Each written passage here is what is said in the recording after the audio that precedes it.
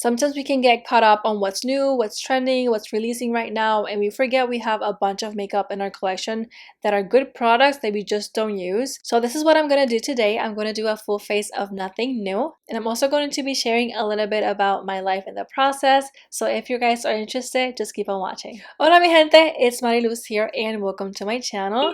If you're new here, I post every Friday either makeup tutorials, reviews, or any other makeup related content to help you on your makeup journey. Now in today's video, I'm doing a full face of makeup of nothing new. These are products that I've had on my collection and I haven't used in a little bit. I think it was time to just get them out, use them, sort of like shop my stash. I also want to share a little bit about my life in this video. I did ask you on Instagram what are other topics that you would like to hear from me, and I was mostly hoping you guys were going to select one, like the most voted one, but you ended up selecting 3. So I'm going to split myself in 3 topics today. I hope you guys enjoy a little bit about me, so let's get right into it. So I'm probably going to be so focused on the stories that I'm about to tell you that it's going to be harder for me to mention the products that I'm using. So make sure that you check the description box below, and I'm also going to put a bar here with the product name. That way you don't miss that. So the first thing that I wanted to talk about was my childhood in Puerto Rico. I have Thesis next to me, so he's kind of being annoying. So sorry if I get distracted. But my childhood in Puerto Rico pretty much started when I was in 3rd grade. And I say this because my mom moved so often. It was pretty hard to make friends and everything. I remember I took kindergarten and 1st grade in Pennsylvania and 2nd grade in a different city in Puerto Rico. So it wasn't until 3rd grade that my mom decided to move permanently to Carite. And Carite is like a really cute neighborhood up in the mountains in Guayama, and that's where my grandpa has a farm.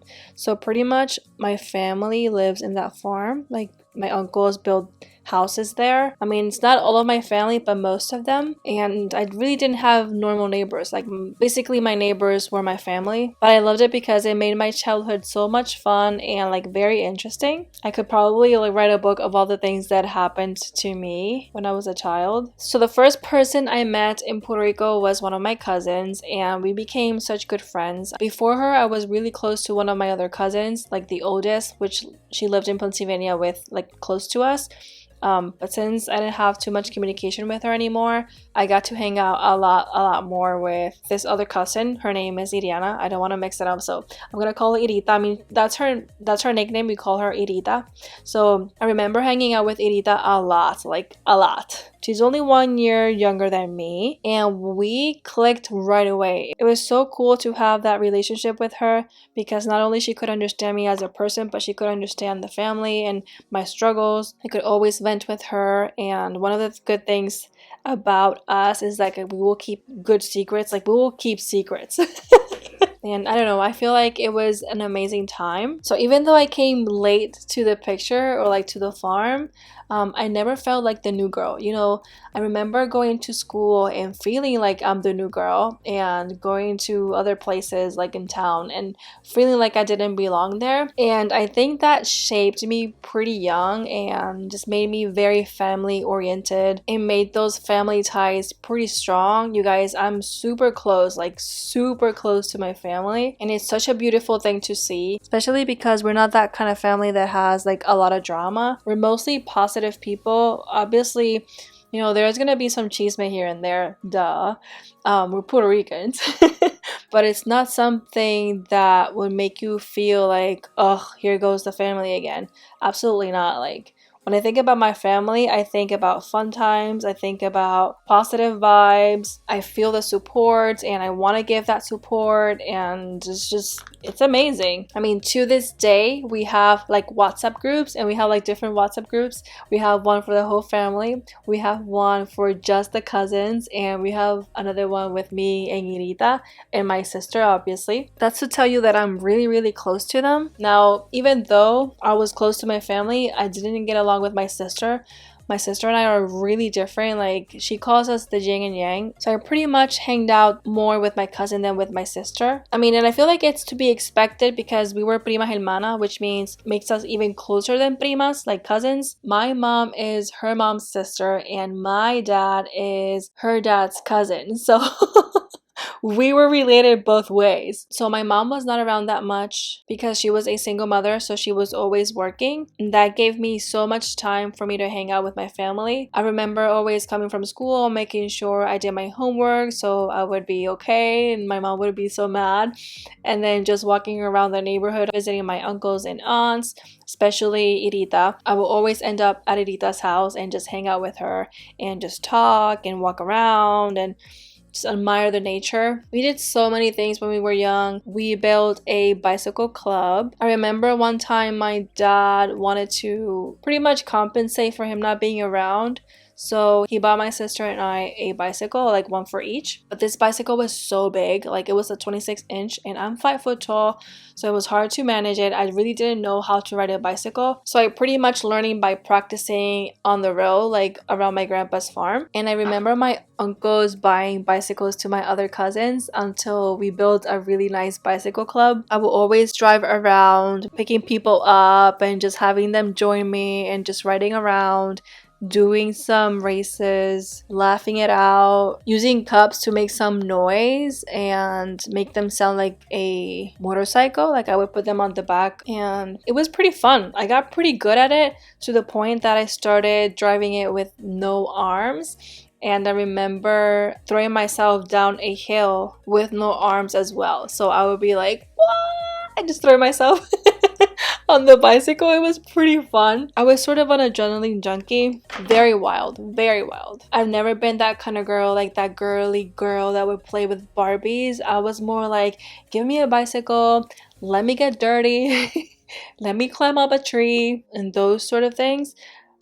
We also used to help my grandpa with the farm, so I remember him paying us $5 to pick up coffee. He used to have coffee in his farm, and Irita was the one who told me about this. Like when he announced it, I remember Irita just like running to my house going like, Nena, which means girl. Did you know that grandpa's like giving $5 for each bucket that you fill and take into his house? And I was like, no way is he. So we would go and pick up some coffee grounds and put them all in a bucket and take them to my grandpa, and my grandpa would give us $5. Like that was my childhood. I also remember climbing up trees, having naps on trees. There was one time where I started digging a hole because I thought I would dig my way to China. I must have seen this somewhere, maybe on a cartoon or something, because I have no clue like how I came up with the idea. But I remember telling my cousin Irita if she wanted to join me, and she's like, of course. So I had two favorite trees and I picked the biggest and the closest one to my mom's house, and I just picked up a branch out of that tree and just started digging a hole thinking I was going to go to China. I mean, that was like the dumbest thing I've ever did. Now, besides talking with my family, riding bicycles, climbing up trees, I also loved to sing and I loved to listen to music. So I would walk around and listen to some music, explore. I also loved to play volleyball. I remember my mom buying us a net, and I used to put it like around, not the backyard, it was like the same road where the cars would go through. I remember putting a net and have all my family joining in to start playing, because of course I couldn't play by myself. So the funnest parts were when like all my uncles and aunts would join as well. That was pretty fun. I used to pick strawberries. There was like a trail and we had like a pattern. They were just like wild strawberries. It's not like the ones that you see in the store. It's like these little ones. If I can find a picture, I'll show it to you. But they will grow on specific places around the farm, and Irita and I knew exactly where they were. So we would walk around the farm and pick all the little strawberries and eat them on the road. But we used to do it together at the beginning, and then we started to compete with each other for some reason. So sometimes I would go through the trail and try to pick up the strawberries, and if there were no strawberries, I knew Irita was there. So I would go to her house and I was like, you walked that trail without me? And you know, it was back and forth, and we never fought. It was always like joking around, which is pretty cool. Another thing that I used to do was play with a lot of Play-Doh. Of course I played with video games though, and I don't think that I didn't have like any electronics. I did have video games. I was really into Nintendo 64, and my favorite game from that was Donkey Kong 64. Oh my gosh, to this day I still love that game. I have it on my Wii U. But it wasn't like a highlight on my childhood. Like, I definitely believe I had more fun outdoors, especially in summer, because obviously when you're a kid you have nothing to do. And even though I remember going with my cousins to like summer camp, we still had a lot of time to hang out outside, so we will always have something to do. We were always busy, always really active. And I also remember having some days where we would go to the river. Usually people would go to like the beach, but where we lived the beach was not that close, so we rather would go to like the river. It was like 5-10 minutes away, because the water on the beaches in Puerto Rico are really salty, like super salty.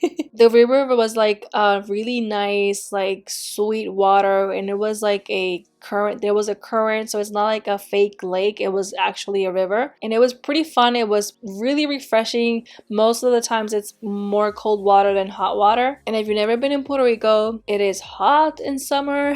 I mean, it's more so like Florida, so if you live in Florida you probably can guess how hot it is in Puerto Rico. So as you can see, I had a really fun and amazing childhood in Puerto Rico.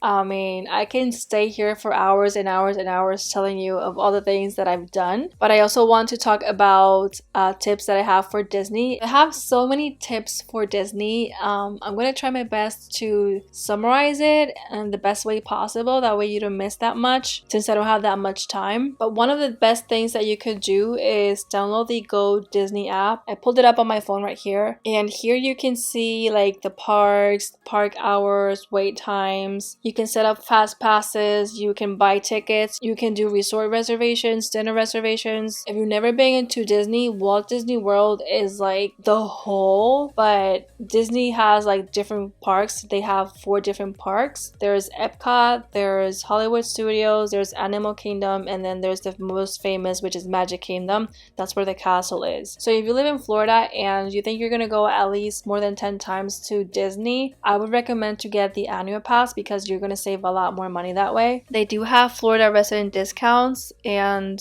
my husband and I, well, we do have a discounted price, but we pay $110 a month for both of us, and that is not like the biggest one. That's like the second one from the top. That includes entrance to all 4 parks, no blowout dates, free parking, free magic bands, and you can park hop as many times as you want. So we really enjoyed the pass. You also get discounts like on merchandise, hotels, restaurants. Now, if you don't live in Florida, you're able to still buy an annual pass, but it will work if you go more than like at least 10 times, I would say. Right now the prices of the parks are really expensive. They're like $100 one ticket per person per day. So I mean, you do the math, probably 6 times would make your money's worth, but it's really up to you and what your plans are for Disney. Now, if you don't plan on going that often, let's say this is like the only trip that you're going to go to Disney, I wouldn't recommend to just go one day. I would recommend you to at least get more than 4 days. And the reason I say this is because if you want to see it all, one day might not be enough. I would take at least 1 day to see each park, but 1 day might not be enough. Now, if you want an idea on how many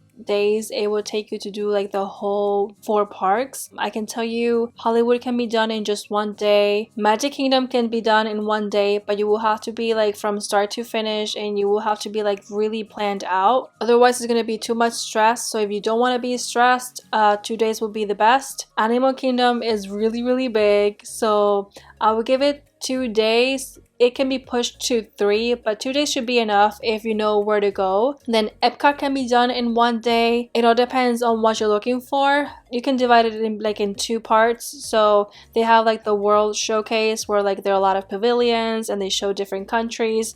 and then the part where they just talk about science and stuff like that. So if you want to make the most of your time, fast pass will be the way to go. If you have an annual pass, you get up to 30 days to set up a fast pass. If you stay at a resort, you get up to 60 days in advance. So in other words, you get first dibs. I'm not too sure how many days in advance you can set up your passes once you have your ticket, if you don't have like an annual pass or if you don't stay on a resort. But I would recommend it to do it as soon as possible. The way you would do it is to download the Go Disney app, set up an account, and then set up the fast passes. You will have to link your tickets to the profile, and you can link several people. So if it's all immediate family, you can set up the passes on your same profile. That way you can set the fast passes for everyone. But if you have like a big party and they have like different families, each family can set up a profile and then you can invite each other. That way you can set up fast passes together. I will always try to set fast passes for the most popular rides, so it will cut my wait time. But if I can't find those fast passes,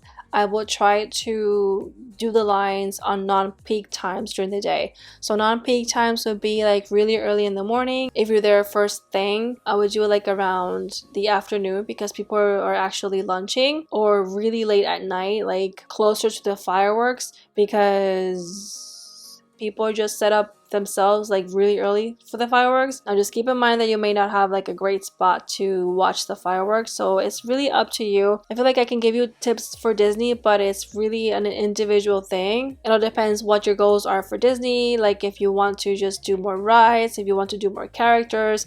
If you have more kids, some rides will not be good for them, so the app helps you in that way. It can tell you what would be the height limit or like height restriction. The biggest and best fireworks show, Magic Kingdom is the one who has it. Second best would be Epcot, to be honest. If you have like specific questions, let me know in the comments. I could probably tell you better, but I could probably name what would be like the best rides for each park if you want. So for example, if you go through Magic Kingdom, the best rides are the more thrill rides, but this is just for the adult side of things. If you're talking about kids, that's a whole different ball game, and I can't help you much with it. But in terms of an adult standpoint, the biggest rides are Space Mountain, Thunder Mountain, Splash Mountain, like all the mountains.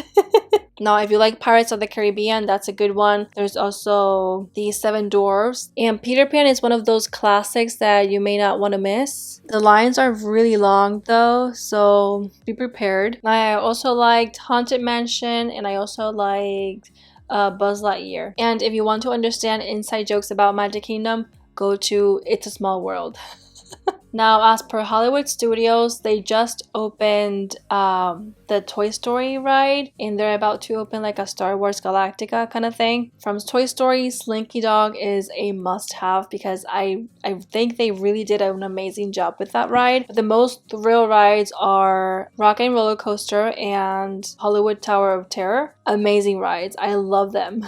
And because it's Hollywood Studios, they have more shows than they have rides. So Beauty and the Beast show is a really cute one. Frozen is another cute show. And if you stay outside, they have stormtroopers that will walk around. Now, in terms of Animal Kingdom, you want to go to the Pandora World. Like, oh my gosh. I mean, I have their shirt right now. I love it. Now, Pandora has 2 rides, and the biggest or the most important one is Flight of Passage. You have to go to Flight of Passage, and if you do, DM me because it's mind-blowing and like we gotta talk about it, you know. Another thrill ride that you have at Animal Kingdom is Mount Everest. I love that one. If you don't like thrill rides, just forget about it, but I do love Mount Everest a lot. It has like that surprise factor that I really love. And I mean, it is Animal Kingdom, so you want to go to the safari. There's like a safari ride where you see most of the animals. I mean, to be Animal Kingdom, no, don't think it's a zoo because it's not a zoo. It's more shows and stuff than like real animals. So my favorite shows are Lion King, like that's a must. And Nemo is a good show. It's not as good as Lion King, but it's okay. They also have a dinosaur ride, but John doesn't like it that much. I really enjoy it. Now you have to take a picture on the Tree of Life, and there is a show like underneath it. Now that leaves us with Epcot. And Epcot is just like a dining experience, most of it, because we have the World Showcase.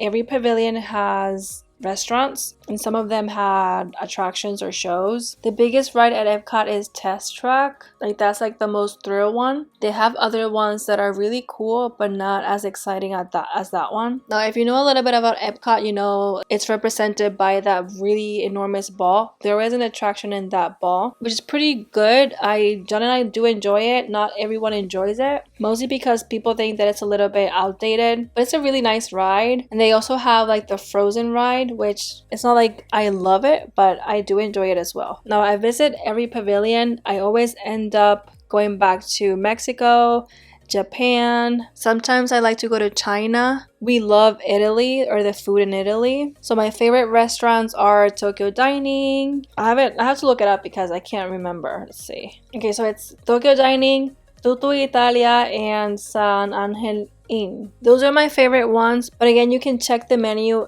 in the app and see if it's something that you would like. Now, in terms of restaurants per se, it's better if you make reservations. I mean, there may be room for spontaneous people like me and John, but I feel like things work a lot better when you do reservations. If they're not too busy, they will still take you without a reservation, but sometimes they can be pretty busy and they would only take reservations. So just make sure you do one, and that way you don't have to like think about it or stress about it. Now, in terms of what my marriage is like, it's pretty fun. I mean, overall, we laugh a lot. We don't fight that much anymore. We had to learn the hard way how to communicate because we weren't communicating very well. Things at the beginning were really rough. I could probably tell you more about it like in a story time. I'm thinking on just like recording a story time for next year for our 10th year anniversary to tell you like how our marriage has been since the beginning. But right now, John and I get along so well. It's kind of freaky. We did learn how to communicate, and you know how sometimes people tell you like communication is key when you have a marriage? It sounds like cliche, but it is true. Now, I'm not gonna leave you hanging because I hate when people say, oh, communication is key, and they just leave it like that. I mean, communication is such a broad topic. It can mean so many things. So if there's something I could tell you about communication, is like, don't try to assume what other people are thinking or what that other person is thinking. Always tell them. So now after like 9 years, we've been almost 9 years together. Our 9th year anniversary is this August, and we've been together for 11 years. I think we pretty much figured it out. We still fight. It's not like we're a perfect couple, because we're not. Like, nobody's perfect. But I do enjoy my time with John, and I can see myself without him. He understands me more than I can understand myself, which is freaky. We do finish each other's sentences. It's a little gross. I mean, not gross, but you know what I mean. You'll probably be like, ugh, come on, stop it. But I mean, it is true. We do finish each other's sentences. Sometimes we are thinking about the same thing. Like, we say the same thing at the same time. Just today, we were talking over the phone. I just got off of work, and John was like driving to do something at work. And there was like a deep pause in our conversation. And then all of a sudden, we both at the same time say, oh, it's so hot. I mean, that happens a lot, not only with the weather, but like with different stuff. It can be a little scary, but it just shows you that we are in sync now, and it's so much easier. It took a lot of work though. There was definitely a big learning curve, but right now we just have a lot of fun. And I feel like I'm more fun when I'm with him. I'm more like a square, and he is more like a free spirit. I love how he thinks outside the box a lot. I mean, I can think outside the box, but I try to follow the rules more so. I feel like he thinks more of how to bend the rules than anything. So I guess we complement each other. Like, he will daydream so much and I will keep him grounded. And sometimes I can be so strict and always on a schedule, and he helps me to be more laid back. I'm really happy with my marriage. Now, I'm pretty sure the biggest question of all, at least that's what we always get, is, are you planning on having kids? Maybe. We're both on the same page, so that's a good thing. We've been talking about it. I think we do want kids. We're more into like, yes, we want one, but it's more like maybe in the future. We're still not ready. Definitely not ready to have kids at all. We just like to have fun and not being worried about anything but us. We do invest a lot of time in us, if that makes sense. And we kind of like it that way. He's definitely a great husband. He's not perfect, but he's perfect for me. Sometimes I feel like people would think I put a show, but it's not a show. I mean, if we're mad, you will notice if we're mad because we can't hide it.